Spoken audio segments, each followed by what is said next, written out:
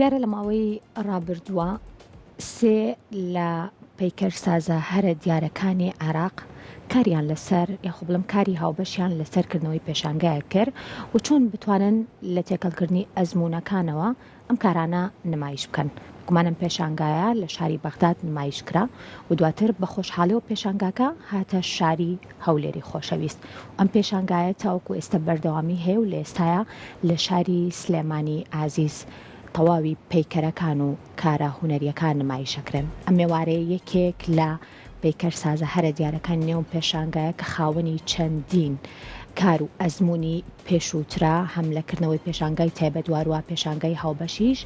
لە ناوخۆ هەروەها لە دەرەوەی عێراقیش. ئەم ێوارەیە بەڕێز ڕەزا فەرحان کە بەڕێزیان پەیکەرسازێکی دیاری عێراقین لە کورسات مەگەزین میوانە گفتوگۆکەین لەسەر تاوای پێشانگەکە وەروە ئەزمموی بەڕێزیشیان. کاگرەزا زۆر بەخێر بێ سڵاو لەوێ.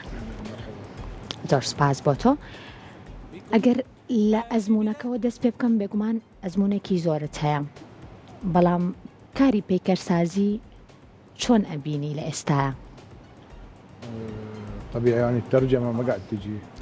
تەرجەمەکە نایەت بۆ بەڕێزت.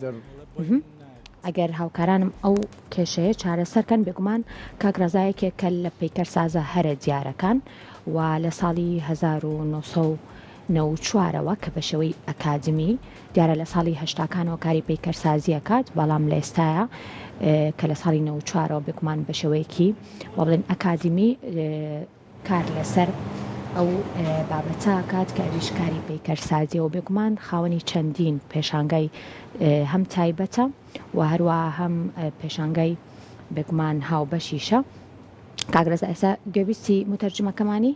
نعم. زۆر باشە کەواتە لە ئێستا گوێبیستە. پرسیارەکەم ئەو بوو کە لە ساڵی هەشتاکانەوە دەست کردو بە کاری پەیکەرسازی، بەڵام لە ساڵی 94ەوە کارەکە بە شێوەیەکی بڵێن ئەکادمیە. ئەو قۆناغانەت چۆن تێپەڕان تاوەکو ئێستا؟ طبيعي ترجمة ما بانية فهمت اللي انت لە ڕاستی ئەمە لە دەنگی وەرگێڕانەکەم پێ ناکات، بەڵام بە جۆرێک لە جۆرەکان لە پرسیارەکەتان تێگەیشتم. الترجمة العربية ست قاعد لە ئێستادا بە کوردی قسەکات. ئەگەر بکرێ پرسیارەکەی بۆ دووبارە بکەنەوە چکە پێشتر لەوە باشە کە پرسیارەکە دووبارە بکەمەوە. يعني فهمت باشە کاگرەزا خۆی لە من تێگەیشتووە بە باشی، بەڵام من لەبەر بینەرەکان بگومان لەبەرگەر بە زمانی عەربی قسە بکەمە بێت هە دووبارە تەرجەمەی بکەمەوە، بەڵام ئەمە پرسیاری وکەم لە ساڵی هەشتاکانەوە دەست کردو بەکار. هو اكو مشكلة بالصوت بس انا فهمت اللي باشە کای وەڵامم بەرە فەرموو. احنا مجموعة من الفنانين كومەڵێک لە هونەرمەندانی عێراقی كنا في يعني صنعنا او پێکەوە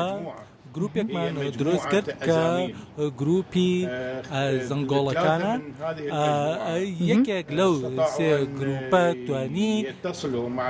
پەیوەندی دروست بکەن لەگەڵ کۆمەڵێک لە هونەرمەندانی تر کە لە هەولێر یا خۆت لە هەرێمی کوردستانن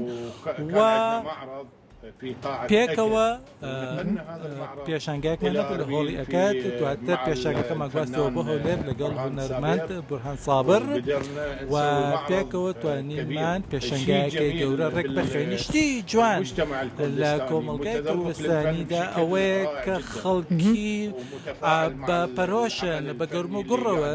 بە دوواداچوونیان هەیە بۆ کارە هونەریەکان. لە هەمان کاتیشدا زانکۆی جیهان پێی باش بوو ئەم پێشانگایە یاخود ئەو پێشانگایە بگوازێتەوە بۆ شاری سلێمانی لە کاتی کردنەوەی پێشانگاکەشدا من و کۆمەڵێک هونەرمەندانی تر ئامادە بوون، تەنانەت لە شار ئەوروپیەکانی شەو هاتبوون کە چاوم پێکەوتە سەرم سوڕما کە خەڵکی چێژێکی هونەری جوان لە نێو برایانی کورتا هەیە بۆ کار هونەریانەوە شتێکی زۆر جوانە و بۆیە من لە ڕێگەی ئەو خەڵکانەوە کە هاتن بۆ پێشانگاکە کە خەڵکێکی و هۆشیار و بەچێژن و بە پەرۆشن بەکاری هونەری بەڕاستی من هەستێکی جوانی لێ دروستکردم. لە هەمان کاتیشدا ئەو پێشانگایە دەگوازرێتەوە بۆ زانکۆی جیهان لە شاری سلێمانی و لەبێژ هەمان شێوە پێشانگاکە ڕێک دەخرێت. نیازی ئەوەشمان هەیە کە پێکەوە کار بکەین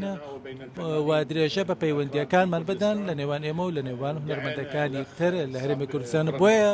بەڕێز بورهان سابرمان بانکێش کرد بۆ ئەوەی کە ببێتە ئەندامی فەخری گروپی زەنگۆڵەکان کە پێکاتووە لە 12 هونەرمەندی عێراقی کە کۆمەڵە هونەرمەندێکی بەتوانا و لێهاتوون و چالاکیش هونەریشمان دەبێت لە هەولێر دوای ماوەیەک و ئەو چالاکیش لە هەمان کاتا دەگوەزینەوە بۆ شاری سلێمانی و پاشان هونەرمەندانی تریش دەتوانن بەشداری بکەن چ لە هەولێر یا لە سلێمانی و ئەو هونەرمەندانە پێکەوە لە بەغاش کار دەکەن و پێشانگاکانی ڕێک دەخانە بۆیە جۆرێک لە پەیوەندی هزیری و ڕۆشنبیری و مرۆیی لە نێوان هونەرمەندەکانی کورد و هونەرمەندانی تشکیلێکی باشە التشکیلە جيدة طبعا ئێمە لە ڕاستیدا ئێمە کاری پەیکەرتاشین دەکەین و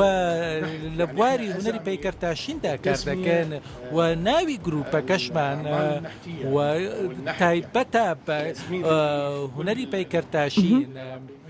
واتە ئزمیل یاخود قەڵەم ئەو قەڵەمەیە کە هونەرمەند کاری لەسەر دەکات و پەیکەرەکەی بێتە تاشێتە ئەو ناوەشەوە وای کردووە کە ئێمە بەکاری بێن باشە لەم ساڵ پرۆگرامەکان و کوامەژە پێکرد زۆرن بەس پێم خۆشە بزانم پەیکەرسازی ئێستا بەگشتی لە عێراقا چۆنە کاری پەیکەرسازی هەم بۆ بینەر و هەم بۆ هونەرمەندان باشە ما قاعد اسمعها يعني يقدر الاخ السؤال نعم ما قاعد اسمع بس اقدر افتهم انه يعني احنا طبيعي نشتغل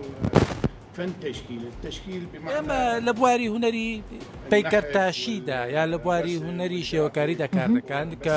پەیکەرتاشین هونەر و گرافیکیش خۆ دەکرێت بەڵام ئێمە تەنیا لە کاری پەیکەرتاشیندا کار دەکەین و چکە ئێمە پەیکەرتاشین لەبەر ئەو هۆیش کارەکانی ئێمە لە مادەی برۆنزە واتە ئێمە لە کارە هونەریەکانماندا تەنیا لەسەر برۆنز کار دەکەین و ئەو کارە برۆنزیانەش لە ڕاستیدا کاریگەریەکی زۆر باش و جوانیان هەیە بەتایبەت لەو پێشنگایانی کە ڕێکمان خستون و نیازی ئەوەشمان هەیە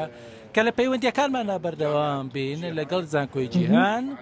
و لەگەڵ دامەزراوە ڕۆشنبیریەکانی تری کوردستان کە لە هەرێمی کوردستانن بۆ ئەوەی کە لە پەیوەندیەکی بەردەوامدا بین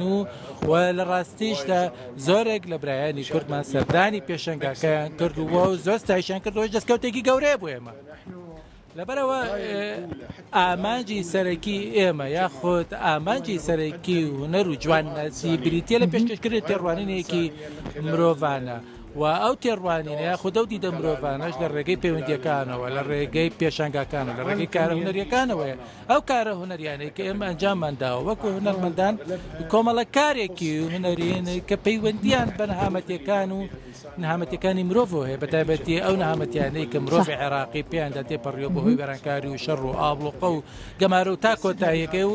ئەو نەهامەتیانە لەو کارانەدا بەرجەسە دەکەین و سەرکەوتوش بین لەوەدا ئێمە سێ هونەرمەندین من و هەیسەم حەسەن و نەجم القەیسی هەیسەم حەسەن هونەرمەندێکە لە کەنەدا دەژی بەڵام پەیوەندی بەردەوامی لەگەڵ عێراقدا هەیە زۆربەی کاتەکانی لە بەختە بەسەر دەباتە کەنەدا نەجم القەیسیش بە هەمان شێوە لە بواری کارێکدا کار دەکات و کانزە جیاوازەکان تێکەڵ دەکات بە تایبەت برۆنز و کۆمەڵە مادەیەکی تر و وەکو ستیل و ئاسن أني أشتغل پیانۆ سەرقاڵە من لە بوارێکی تردا کار دەکەم من لە شتێکی تردا کارەکەم ئەگەر تێبینی کارەکانم بکەیت دەبینیت پەیامێکی تێداە کە پەیوەندی بەو ئازارە هەیە کە مرۆڤی ئینسان چشتوێتی زۆربەی کارەکانی من خەمباری بەرجەسە دەکەن ئامان قەبارەی کارەکان قەبارەی کارە هونەرەکانە لە 30 بۆ 40 یا بۆ 45 سانتیمەتر دەبێت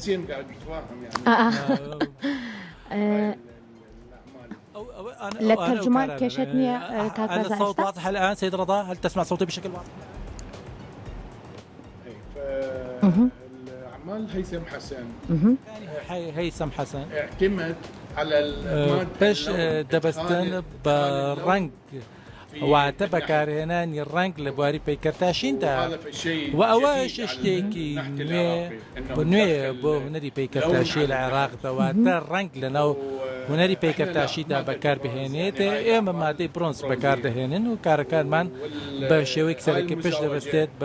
برونز بوي او تكل كرنو او تكرنا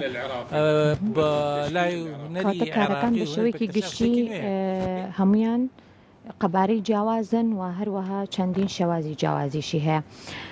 کاکرزانمەوێت پرسیاری ئەوە بکەم پێشانگا هاوبەشەکان تا چەند گرنگە بۆ ئەزموونی هونەرمەند؟ باشە نەزانم ئەگەر هاوڕێیان بتوانن کە وەرگێڕن؟